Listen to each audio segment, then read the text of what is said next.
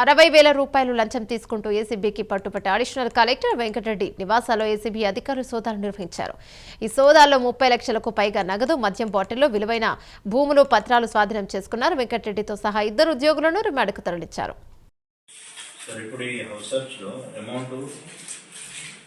Total count చేస్తే 30,30,100 వచ్చింది. ఈ అమౌంట్ దేనికి సంబంధించింది సార్? వేరే వాళ్ళ దగ్గర తెప్పించింది సార్. సార్ వేరే వాళ్ళ దగ్గర నుంచి తెప్పించింది. ఎవరి దగ్గర?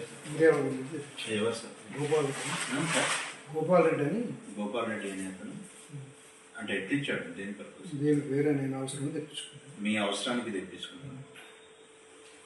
ఎప్పుడు తెప్పించుకున్నారు సార్? 4-5 డేస్. 4-5 డేస్.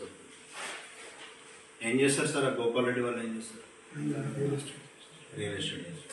ఏమైనా కాంటాక్ట్ నెంబర్ ఏమైనా ఉందా సార్? కాంటాక్ట్ ఫోన్ నెంబర్ ఏమైనా ఉందా సార్? అంటే అతను ఇక్కడ ఉండడు, ఆయన ద్వారా వేరే మనిషి పంపించాడు. అంటే ఎట్లా మోడ్ ఆఫ్ కమ్యూనికేషన్ ఏ విధంగా జరిగింది? అదే బయట ఉంటారు వాళ్ళు, యూఎస్లో ఉంటారు వాళ్ళు. మరి యూఎస్ నుంచి మనీ ఎట్లా పంపించారు సార్?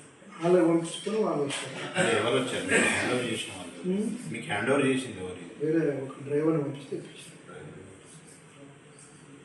అట్నే ఆ లిక్కర్ ఉంది కదా సార్, ఆ లిక్కర్కి సంబంధించి లిక్కర్ అంతా గిఫ్ట్స్ వచ్చినాయి. మా బ్రదరు, మా సిస్టర్ ఇన్లా, మా మిసెస్ వాళ్ళ మేనత్తలు, వీళ్ళ పిల్లలంతా యూఎస్లో ఉంటారు. దాదాపు ఒక 20 మెంబర్స్ దాకా ఉంటారు. వచ్చినప్పుడల్లా ఇస్తుంటారు. మొన్న మా మిసెస్ వాళ్ళ మేనత్త వాళ్ళు ఇక్కడే ఉంటారు. మొన్న పోయి వచ్చింది వాళ్ళు వచ్చిన.